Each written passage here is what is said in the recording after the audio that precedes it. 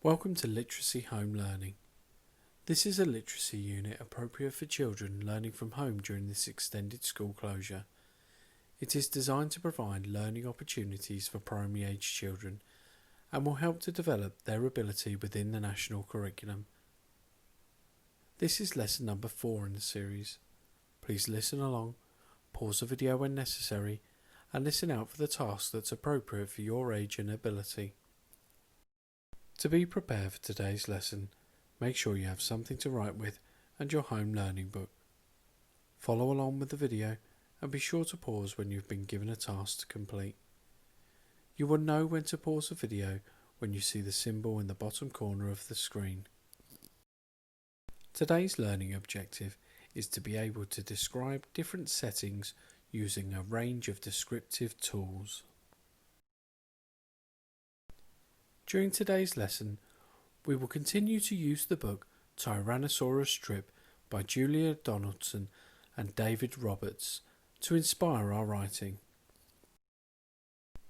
During the story, you see several different settings.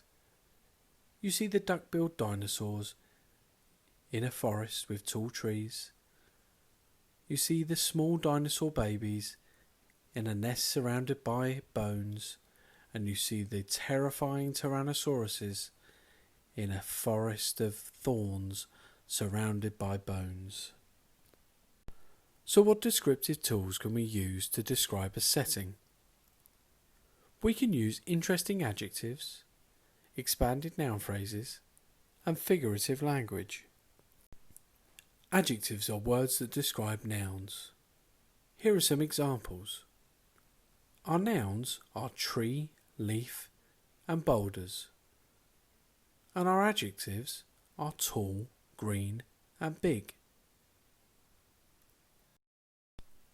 Time for your first quick task. In your home learning book, can you draw a picture of a tree, leaf, and boulder? Can you think of alternative words to describe the pictures you have drawn? You can use a thesaurus to support you in finding more interesting adjectives. Using the interesting adjectives from the last task, you can now create expanded noun phrases. An expanded noun phrase can be created when you add adjectives to a noun. For example, the tree will be our noun. By adding adjectives to it, you will create an expanded noun phrase, like the large emerald green tree. We've added the adjectives large, emerald, green. This has now created an expanded noun phrase. Time for your next quick task. In your home learning book, write as many expanded noun phrases as you can to describe this setting. Our final descriptive tool is figurative language. Figurative language is a way of using words to compare something to something else beyond the literal meaning. There is more than one type of figurative language. We will look at similes, metaphors, personifications, and hyperboles. A simile compares two things by using the words like or as. For example, your eyes sparkle like diamonds. The classroom looked like a tornado had gone through it. I tiptoed as quietly as a mouse. Similes always include the words like or as. A metaphor compares one thing to another without using like or as. For example, laughter is music for the soul. You are my sunshine. Those ideas are food for thought. Metaphors say one thing is another. Personification gives human qualities to animals, non-living objects, or ideas. For example, the stars danced in the sky. In the jungle, the lion sings tonight. That cake is calling my name.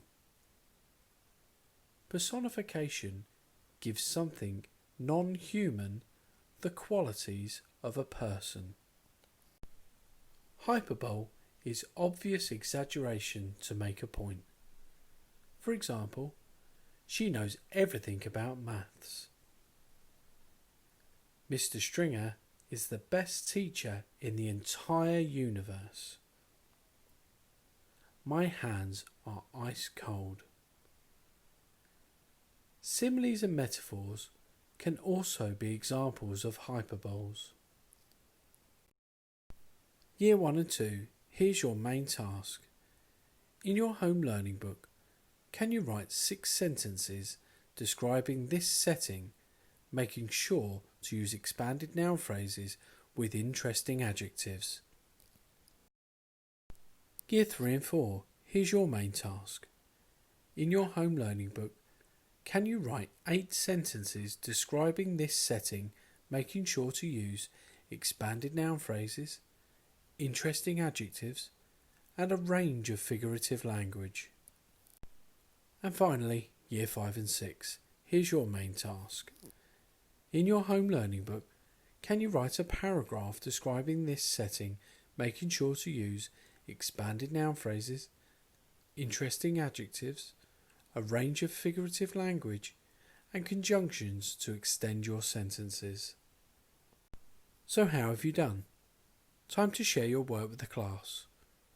Read your work out to your home teacher, but don't forget to check for spelling and punctuation mistakes first. Well done everybody, that's the end of lesson 4. Be sure to join us again in the next lesson.